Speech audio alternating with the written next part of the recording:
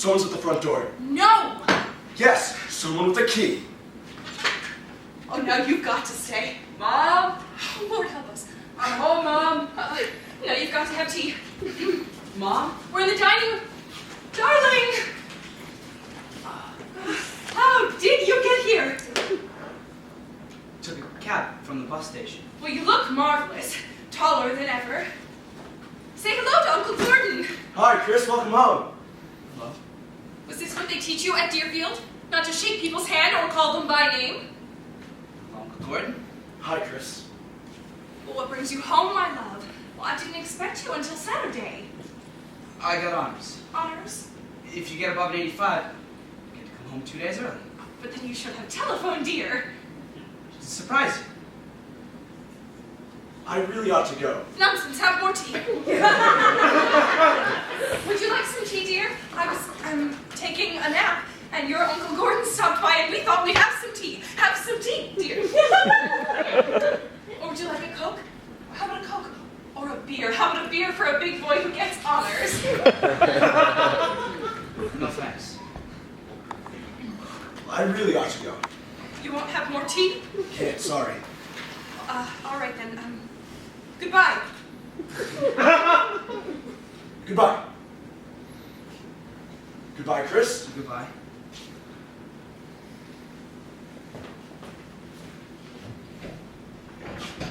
We were talking about stocks. I've inherited some stocks and he thinks I should sell them, and so he stopped by. Where's Dad? He's in Europe, darling. I think I wrote to tell you. He'll be home on Tuesday. Mom. And what does that mean, pray tell? Oh, Mom. I'd like to know, please, what that means. Christopher, I happen to be having tea. It is a very old custom, sweetheart. Your grandmother used to have tea at this very table using this very china.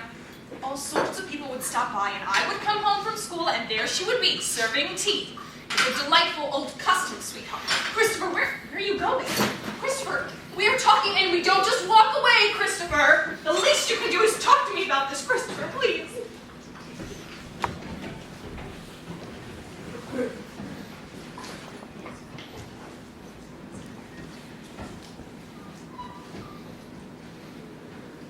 Would you mind setting up in here, Aunt Harriet? I want to get you in the late afternoon light. Certainly, dear. Okay. Now, I thought I'd use the Irish linen placemats, which my husband, who is your great uncle, inherited from his sister. These must be washed and ironed every time they're used. And then, of course, the silver, which was a wedding present from your great-great-grandmother. You see, 3-pronged forks, pistol-handled knives, spoon with rat tail back. On Williamsburg pattern. This must be polished at least every 2 weeks. Now, this is the Staffordshire. The wine glasses are early Steuben, but the goblets and finger bowls are Waterford. Now, none of this can go in the dishwasher, of course. It's all far too delicate for detergents. Finger bowls? Oh, yes. Our family loved to use finger bowls between the salad and the dessert. Would you mind showing me how they work? Certainly, dear. Now, the maid would take away our salad plate like this, and she would bring in our finger bowls like this, and they'd be filled approximately halfway with cool water. And there might be a little rose floating in it, or a sliver of lemon. And now we would, ooh! Of course, our napkins would be on our laps. And we dip our fingers in gently, and then we wiggle them out and dab them on our napkins and then dab our lips, and in comes a nice sherbet or chocolate mousse. Wow, thanks, Aunt Harriet. That was terrific. Certainly, dear. Now tell me again what all this is about. I couldn't quite understand over the telephone. Now, this is a class project for Amherst. A project? Oh my! In what, pray tell? Anthropology, actually. Anthropology. Heavens. What does that have to do with this? Well, you see, we're studying the eating habits of various vanishing cultures. For example, someone is talking about the GWUs of northern Kenya. And my roommate's doing the Cree Indians of Saskatchewan. And so my professor suggested I do a slideshow on us. Us? The wasps of northeastern United States. I see. You can learn a lot about a culture from the way it eats. Such as what? Well, consider the finger bowls, for example. There you have an almost neurotic obsession with cleanliness, reflecting the guilt which comes from the last stages of capitalism. Or notice the unnecessary accumulation of glass and china and the compulsion to display it. Or the subtle hint of aggression in these pistol-handled knives. I think I'll ask you to leave, Tony. Oh, and Harriet. No, I was going to ask you to stay for a cocktail, but now I won't. Out right now, before I telephone long distance to your mother. Vanishing culture, my eye. I forbid you to mention my name in the classroom, or to show one glimpse of my personal property.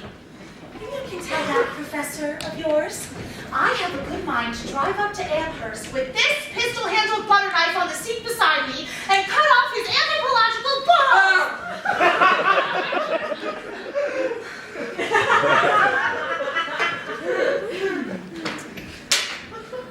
Where are you going now, Daddy? To make your mother a drink. She's reading to the children. That's why she might want one. She wants no such thing. Well, then I want. Now it's not even 5. Well, then let's go see how the Red Sox are doing. Daddy, stop! Stop what? Avoiding me? Ever since I've arrived, we haven't been able to talk. Good Lord, what do you mean? Seems to me everyone's been talking continuously and simultaneously from the moment you got off the plane. Alone, Daddy. I mean alone, and you know I mean alone. All right, we'll talk. In here in the dining room, why not? Good place to talk. Matter of fact, I'm kind of tired. It's been a long day. I love this room. I've always loved it. Always. Your mother and I still use it, now and then. Every week, Mrs. Robinson comes by with a nicely cooked meal, and we have it in here. Still lamb chops, broilers. I've left him, Daddy. Yes, well, a little I've left him vacation. permanently.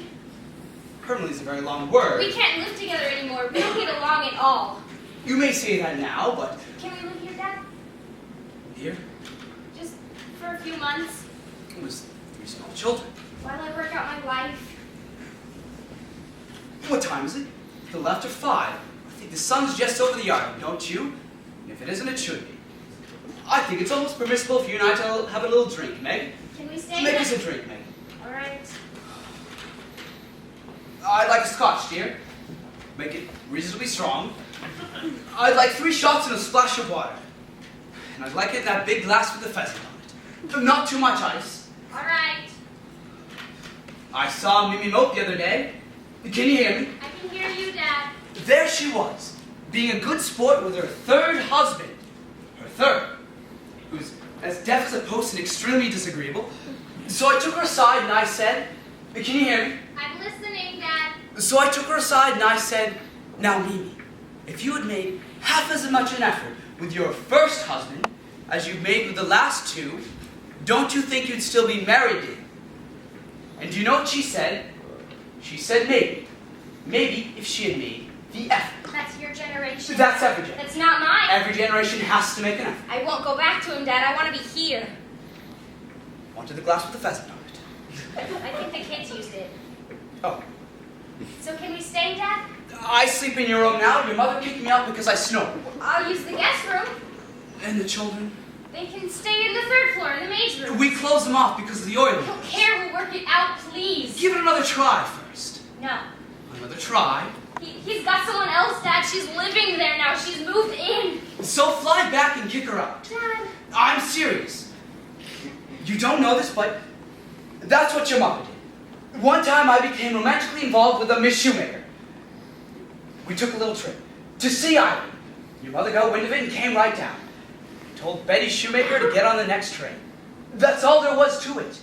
Why don't you do that? Go tell this woman to peddle her papers elsewhere.